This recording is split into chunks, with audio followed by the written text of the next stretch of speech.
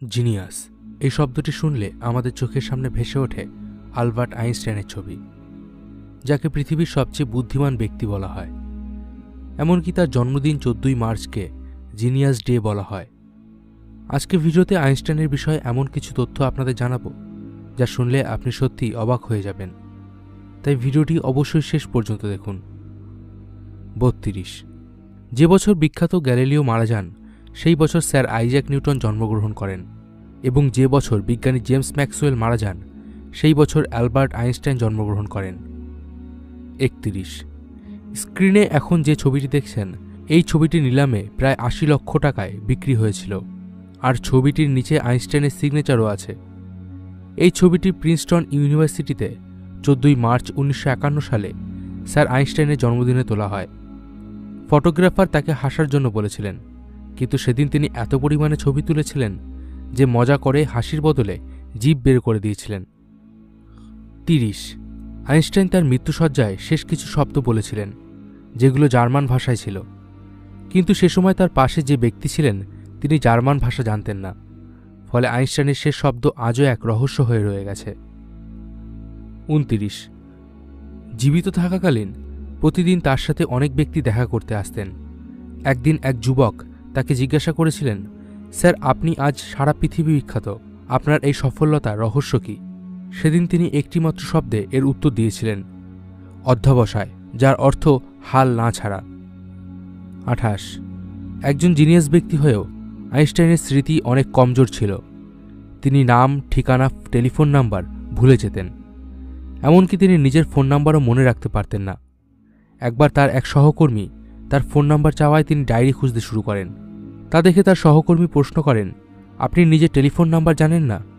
তখন আইনস্টাইন বলেন, না, আমি কেন এমন জিনিস মনে রাখতে যাব যা ডায়েরি খুঁজে সহজেই বের করা যায়। 27 তার স্মৃতির উপর আরও একটি মজাদার ঘটনা আছে।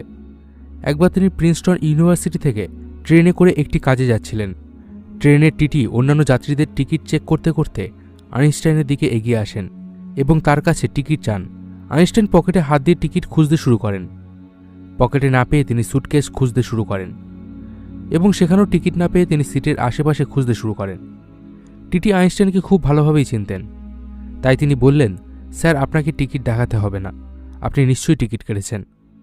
কিন্তু টিটির একথা শুনেও আইনস্টাইন টিকিট খুঁজতে থাকলেন। টিটি তখন আবার বললেন, স্যার আপনি শান্ত হয়ে বসুন, কেউ আপনার টিকিট চেক করবে না। তখন আইনস্টাইন বলেন, সে ঠিক আছে, কিন্তু টিকিট না পেলে আমি কিভাবে বুঝব আমাকে কোথায় নামতে হবে? 26 আইনস্টাইন তার থিওরি অব রিলেটিভিটির জন্য সারা পৃথিবী বিখ্যাত হয়ে আছেন, কিন্তু আপনি জানলে অবাক হবেন তিনি নোবেল প্রাইজ এই থিওরির জন্য পাননি। তার ফটো ইলেকট্রিক গবেষণার জন্য 1921 সালে তিনি নোবেল প্রাইজ পান। 25 আইনস্টাইনের গবেষণা বেশ জটিল ছিল। সে সময় খুব কম ব্যক্তি ছিলেন যারা তার এই গবেষণা বুঝতে পেরেছিলেন। একবার এক সাংবাদিক তার স্ত্রীকে জিজ্ঞাসা করেন, আপনি কি স্যারের এই গবেষণা বোঝেন? তখন তিনি উত্তর দেন, না, তবে আমি আমার হাজবেন্ডকে বুঝি এবং তাকে বিশ্বাস করা যায়। 24 আইনস্টাইন চুল কাটতে একদমই পছন্দ করতেন না। তার এই না আঁচড়ানো চুলকেই বর্তমানে জিনিয়াস বিজ্ঞানীদের স্টাইল ভাবা হয়। 23 একজন মহান বিজ্ঞানী হয়েও আইনস্টাইন গাড়ি চালাতে পারতেন না। তিনি সমুদ্রে ঘুরতে যেতে খুব পছন্দ করতেন, কিন্তু তিনি সাঁতার কাটতে জানতেন না। 22 স্যার আইনস্টাইন মোজা পরতে একদম পছন্দ করতেন না। একবার তিনি ছোটবেলার কথা বলার সময় বলেন, ছোটবেলায় আমার পায়ের আঙুলগুলো খুব বড় ছিল এবং তার ফলে মোজা ছিঁড়ে যেত, আর তখন থেকেই আমি মোজা পরা ছেড়ে দিয়েছি। তিনি কখনো কারোর সামনে খুব ভালোভাবে সেজেগুজে যেতে পছন্দ করতেন না, তার সে চেনা পরিচিত কোনো লোক হোক বা অপরিচিত। 21 ছোটবেলায় আইনস্টাইনকে বোকা ভাবা হতো। এমনকি তার স্কুলের শিক্ষকরা বলতেন, এই ছেলে জীবনে কিছুই করতে পারবে না, অথচ সেই ছেলেই পরবর্তীকালে পৃথিবীর শ্রেষ্ঠ বিজ্ঞানী হিসাবে পরিচিতি পান। 20 ছোটবেলায় আইনস্টাইনকে তার শিক্ষক একবার অলস কুকুর বলেছিলেন, কারণ সে পড়াশোনায় একেবারেই খারাপ ছিল। তবে তার সবথেকে প্রিয় বিষয় ছিল অঙ্ক। 19 যখন তিনি জন্মেছিলেন তখন তার মাথা অন্যান্য বাচ্চাদের থেকে অনেক বড় ছিল। ডাক্তাররা তখন বলেছিলেন এই ছেলেটি কোনো মানসিক ভারসাম্যহীন হবে। তিনি 7 বছর বয়সে পড়াশোনা শুরু করেন, আর স্কুল বন্ধ করার জন্য রোজ বাড়িতে কান্নাকাটি করতেন। 18 আপনি জানলে অবাক হবেন তিনি 4 বছর বয়স পর্যন্ত কিছুই বলতে পারতেন না। এমনকি সবাই ভেবেছিলেন তিনি হয়তো বোবা হবেন। একবার মা বাবার সাথে খেতে বসে তিনি হঠাৎই বলে ওঠেন, স্যুপ খুব গরম। এই কথা শুনে তার বাবা মা খুশিতে আত্মহারা হয়ে যান। 17 আইনস্টাইন বিজ্ঞানকে ভালোবেসে ফেলেন যখন তিনি মাত্র 5 বছরের ছিলেন। একবার তার বাবা তাকে একটি কম্পাস কিনে দিয়েছিলেন। আইনস্টাইন এই কম্পাস দেখে ভাবতে থাকেন, এই কম্পাসের মধ্যে কি এমন আছে যা এটিকে একদিকে ঘুরতে সাহায্য করে। আর তখন থেকেই বিজ্ঞানের উপর তার নতুন আকর্ষণ অনুভব করেন। 16 1999 সালে আমেরিকার টাইমস ম্যাগাজিন আলবার্ট আইনস্টাইনকে শতাব্দীর শ্রেষ্ঠ ব্যক্তি বলে সম্মানিত করে। 15 যখন 1952 সালে আইনস্টাইনের কাছে ইসরায়েলের রাষ্ট্রপতি হওয়ার নিমন্ত্রণ আসে, তখন তিনি হাসিমুখে সেই প্রস্তাব নাকচ করে দেন। তিনি বলেন তিনি রাজনীতির জন্য নয়, বিজ্ঞানের জন্য জন্মেছেন। 14 আপনাকে যখন জিজ্ঞাসা করা হবে আপনার প্রিয় বিজ্ঞানীকে, তখন হয়তো আপনি আইজ্যাক নিউটন, টেসলা বা অন্য কোনো বিজ্ঞানীর নাম বলবেন। কিন্তু আপনি কি জানেন স্যার আইনস্টাইনের প্রিয় বিজ্ঞানী কে ছিলেন? Galileo Galilei. 13 আইনস্টাইন পশু পাখি খুব ভালোবাসতেন, এমনকি তার বাড়িতে একটি বিড়ালও ছিল। যখনই বৃষ্টি হতো সেই বিড়ালটি উদাস হয়ে যেত। আইনস্টাইন তখন বিড়ালটিকে বলতেন, আমি জানি তোমার মন খারাপের কারণ, কিন্তু এই বৃষ্টিকে আটকানোর উপায় আমার জানা নেই। 12 আইনস্টাইন তামাক খেতে খুব ভালোবাসতেন। তার অনেক ছবিতেই তাকে সিগার খেতে দেখা যায়।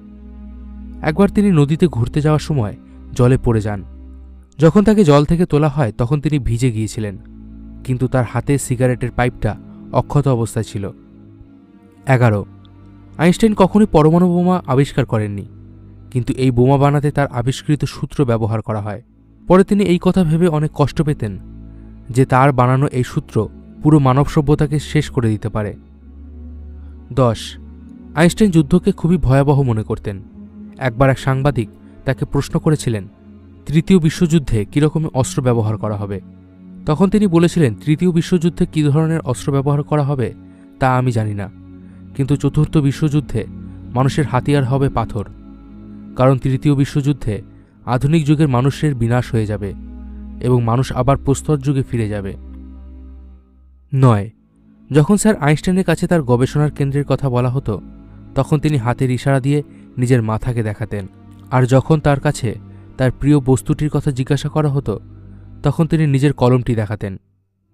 8 সম্পূর্ণ মনোযোগ দিয়ে কাজ করার জন্য তিনি বেশি সময় ঘুমাতেন। এই জন্য তিনি দিনে 10 ঘন্টা ঘুমাতেন, যাতে মনোযোগ দিয়ে কাজ করতে পারেন। 7 স্যার আইনস্টাইন তার অটোগ্রাফের জন্য $5 করে নিতেন এবং নিজের বক্তৃতার জন্য $1000 নিতেন। পরে তিনি এই সব টাকা কোথাও দান করে দিতেন। 6 একবার ক্যালিফোর্নিয়া ইনস্টিটিউট অব টেকনোলজির এক অনুষ্ঠানে আইনস্টাইন ও তার স্ত্রী একসাথে গিয়েছিলেন। সেখানে এক বিশালাকার টেলিস্কোপ দেখে আইনস্টাইনের স্ত্রী জিজ্ঞাসা করেছিলেন, এত বড় টেলিস্কোপ দিয়ে আপনারা কি করেন? সেখানে উপস্থিত এক বিজ্ঞানী বেশ অহংকারের সাথে বলেন, এটা দিয়ে আমরা ব্রহ্মাণ্ডের বিভিন্ন রহস্য জানার চেষ্টা করি। সে সময় মিসেস আইনস্টাইন বলেন, এই কাজ তো আমার হাজব্যান্ড তার কাছে আসা চিঠির উপরই করে ফেলেন। 5 স্যার আইনস্টাইন যখন প্রফেসর ছিলেন, তখন এক ছাত্র তার কাছে এসে বলেন, স্যার গত বছর যা প্রশ্ন এসেছিল এই বছরও একই প্রশ্ন এসেছে। তখন আইনস্টাইন বলেন, প্রশ্ন একই আছে, কিন্তু এই বছর উত্তর বদলে গেছে। 4 আইনস্টাইনের আবিষ্কৃত বহু এমন থিওরি আছে যেগুলো সে সময় প্রমাণিত করা যায়নি, কারণ সে সময় এত উন্নত ধরনের প্রযুক্তি ছিল না। কিন্তু বর্তমানে তার মৃত্যুর এত বছর পরেও উন্নতি প্রযুক্তি দ্বারা তার অনেক থিওরির সত্যতা যাচাই করা সম্ভব হয়েছে। 3 আইনস্টাইনের মৃত্যুর পর ডাক্তার হার্ভে তার ব্রেন বের করে নিয়েছিলেন, আর এই কাজ তিনি আইনস্টাইনের পরিবারের সম্মতি ছাড়াই করেছিলেন। এই কারণে ডাক্তার হার্ভেকে চাকরি থেকে বের করে দেওয়া হয়। তবে ডাক্তার হার্ভে জানান তিনি এটি শুধুমাত্র গবেষণার জন্য করেছিলেন। গবেষণায় জানা যায় আইনস্টাইনের ব্রেনে একজন সাধারণ মানুষের থেকে বেশি মাত্রায় কোষ ছিল। এটাই কারণ তিনি একজন সাধারণ মানুষের থেকে অনেক বেশি কিছু চিন্তাভাবনা করতে পারতেন। 2 আইনস্টাইন যদি চাইতেন তবে আরও বেশ কিছু বছর তিনি বেঁচে থাকতে পারতেন। মৃত্যুর আগে ডাক্তাররা তার অপারেশন করতে চেয়েছিলেন, কিন্তু আইনস্টাইন তাতে অস্বীকার করে বলেন, আমি আমার নিজের জীবন সম্পূর্ণ করেছি, আমি আর বাঁচতে চাই না, কৃত্রিম উপায়ে বেঁচে থাকার কোনো মানেই নেই। 1. সরবন ইউনিভার্সিটিতে 1943 সালে আইনস্টাইন বলেছিলেন, যদি আমার থিওরি সফল প্রমাণিত হয় তবে জার্মানি আমাকে আদর্শ জার্মান বলবে আর ফ্রান্স আমাকে বিশ্ব নাগরিকের সম্মান দেবে, কিন্তু যদি আমি অসফল হই তবে ফ্রান্স আমাকে জার্মান বলবে আর জার্মান আমাকে ইহুদি বলবে। আইনস্টাইনের বিষয়ে এই তথ্যগুলো যদি আপনার ভালো লেগে থাকে তাহলে অবশ্যই লাইক করুন আর বন্ধুদের সঙ্গে শেয়ার করুন। দেখা হবে পরের ভিডিওতে। ততদিন ভালো থাকবেন, সুস্থ থাকবেন।